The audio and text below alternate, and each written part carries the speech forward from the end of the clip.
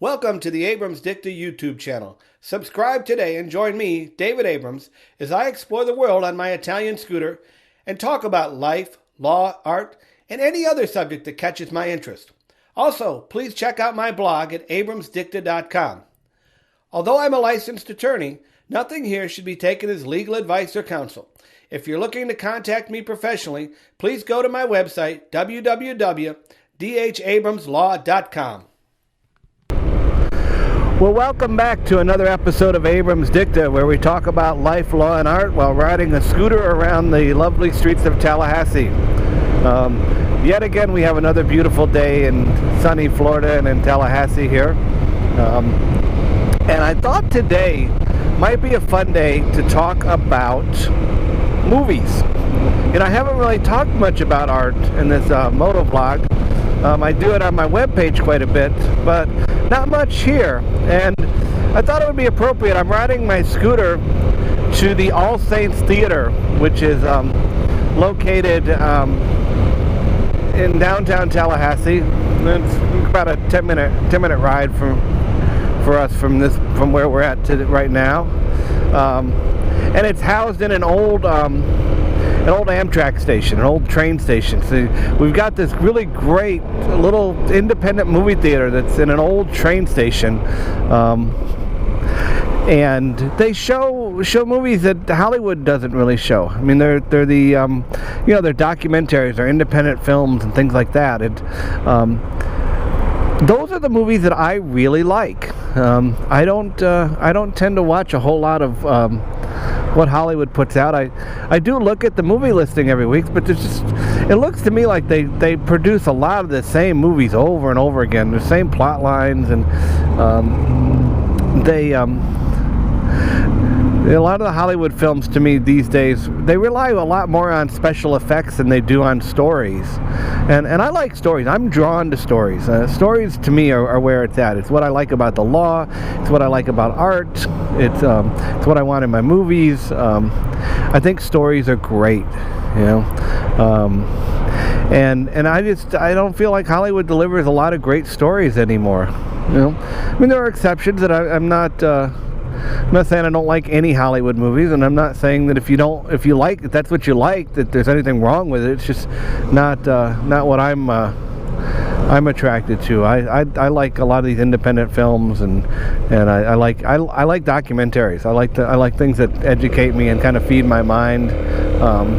I like things that look at things from a critical standpoint.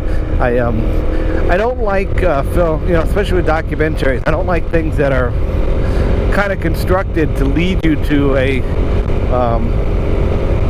certain perspective. I like it when they play with it and they look at things from both sides, because let's face it, folks, there's a lot of gray out in the world, and I think the most interesting questions to me are the ones that are not black and white, but the ones that have a lot of gray in them.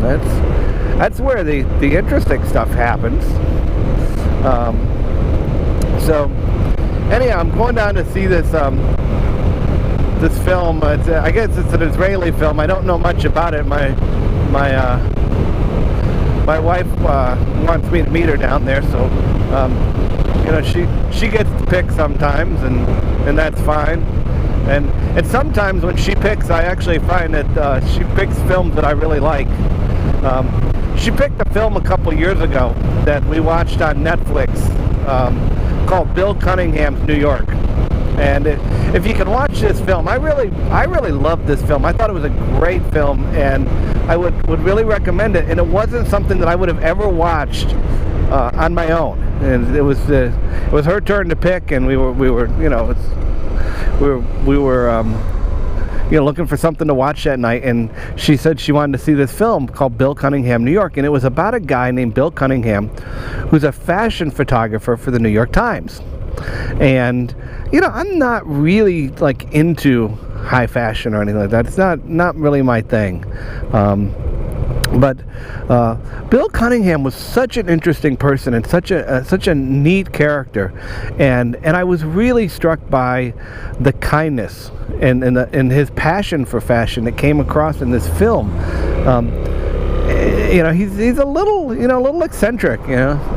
He rides around New York City on a bicycle, taking photographs of people,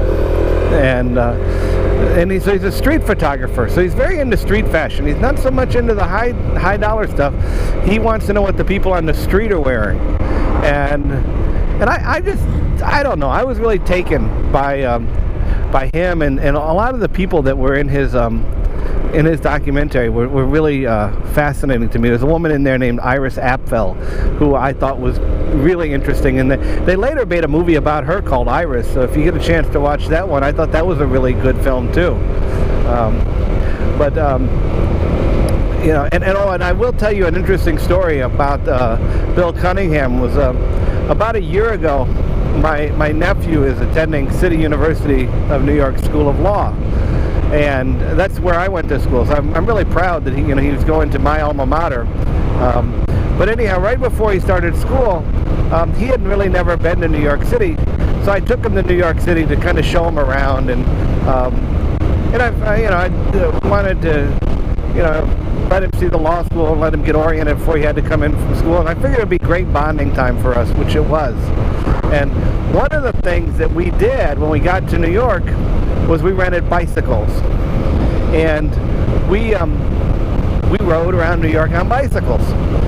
But right after we rented the bicycles, we literally got on our bikes, rode around the corner, and I looked to my left, and there is Bill Cunningham with his camera on his bicycle, and he wears kind of this blue, I don't know what you call it, this blue windbreaker type thing, and he looked just like he did in the movie, and I was able to get a picture of him, and I stopped at one of the corners. This guy's 86 years old, and he rides fast. He rides every day on this bicycle around New York City, and he really, and it's crazy because he's 86 years old, I guess, 86, 84, something like that, mid-80s. And he's taking pictures riding this bicycle through traffic in New York City, no helmet on, nothing, and I think that's amazing. I hope when I'm in my 80s, I'm doing, the same stuff he is. And but anyhow, I pulled up to the corner where we were at the corner, and I said to him, hey, I really liked your movie. And he's a very modest guy, and he just was like, it's, he said something like, "It's much ado about nothing," or but he really was very modest, and he was very friendly. He gave me a very nice smile, and so I was very very pleased to have been able to meet him. That as peripherally as that is, to meet that guy. But I like that. I like independent films. I really think there's some great stuff out there. There's some great stories. There's a film I found on Netflix recently called The New Year, that was filmed over in Pensacola, Florida, which actually was a really good story about a young woman and a lot of changes happening in her life. I would really encourage you to go if you've got a Netflix account or an Amazon account. I'm guessing it's probably available on both.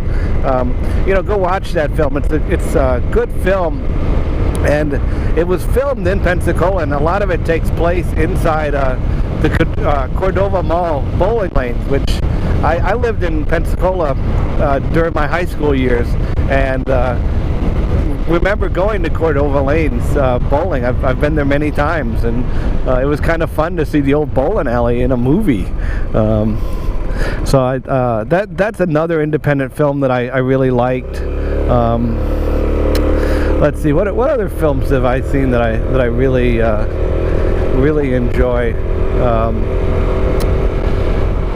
I actually watched quite a few movies, and I'm trying to think. I did watch. I talk about that I'm not a big fan of Hollywood movies, but the other night I went back and watched one of the Ghostbuster movies, and that's a really fun movie, and I actually like the characters of the aliens and all the different personalities. I like that. I think that's pretty cool. But there's another film that I recently saw that I really liked, and it's called Bob and the Monster, and it's about a fellow named Bob Forrest who lives out in Los Angeles, California. And Bob was the lead singer for a punk rock band in the 1980s called Thelonious Monster. And Bob had a real difficult time with a heroin addiction, and was able to overcome it. And I guess he was on a TV show called Celebrity Rehab, which I've only ever seen clips of. I don't know much about it, but he's a musician, and he also works a lot to help other musicians and people overcome addiction.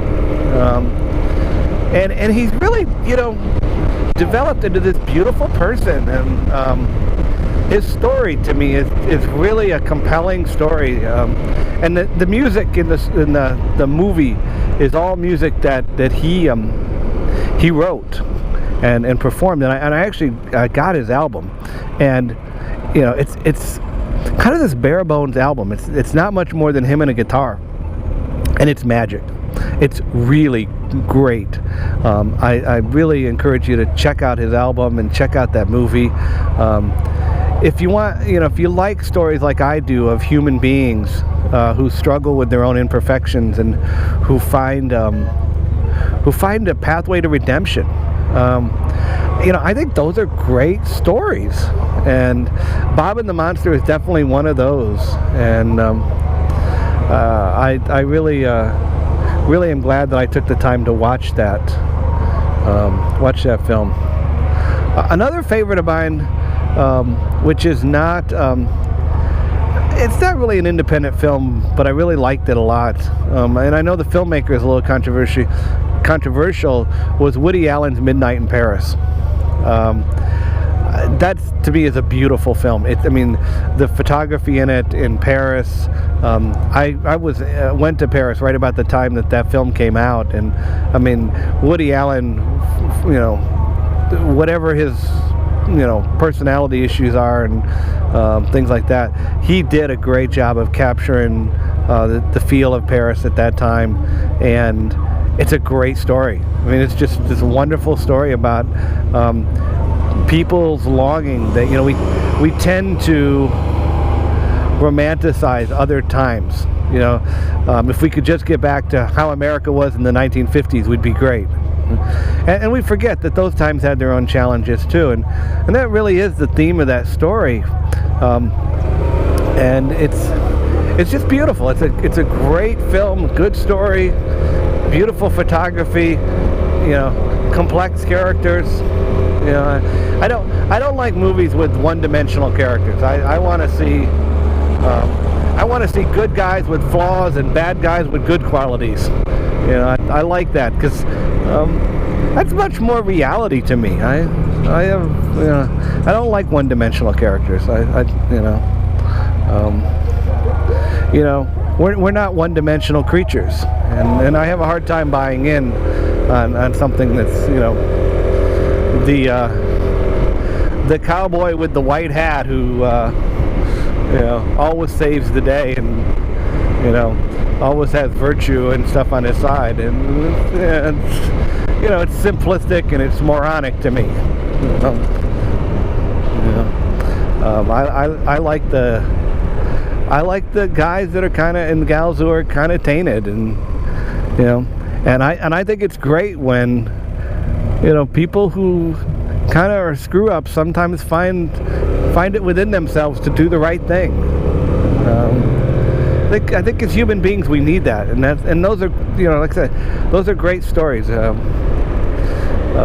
Great stories of redemption, I think, are really what attract me. And you don't find that in a lot of films that we have. A lot of stuff that Hollywood puts out right now is just, to me, it's just trite. It's it's uninteresting, and damn, you go to movies, the ticket alone is more than $10. Granted, you get nice seats today. Our local theater now has these reclinable seats and all this kind of stuff, because they're not getting those big crowds, so they got room to put in real nice seats. Heck, I wish you'd get that seat on an airplane. But you go in, you got to pay, 10, 12 bucks for your ticket, and then you want popcorn, and the popcorn starts at $8. It's kind of ridiculous, $8 popcorn. I never can resist the stuff because I love popcorn. But then I'm mad at myself because I just paid $8 for a bucket of popcorn because I don't have any frickin' willpower, and and then another $8 for a soda. And I come away feeling pretty damn stupid by the time I'm done with that. So anyhow, I'm here at the All Saints Theater, and I'm going to go in and see this film, and thank you guys for riding down with me. It's been a nice ride, and I look forward to riding with you again. See, there's the theater's kind of down over there. It's the All Saints Cinema, and it's really just the waiting room for the old train station.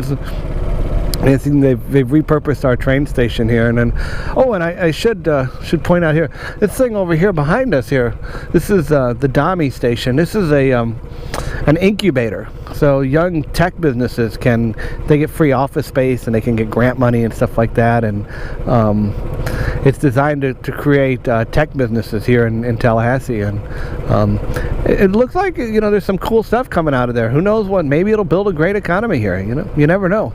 But anyhow, thank you guys for riding with me. Remember, subscribe to the YouTube channel, subscribe to the blog. We'd love comments. And thank you for taking the time to ride with me. All right, bye bye.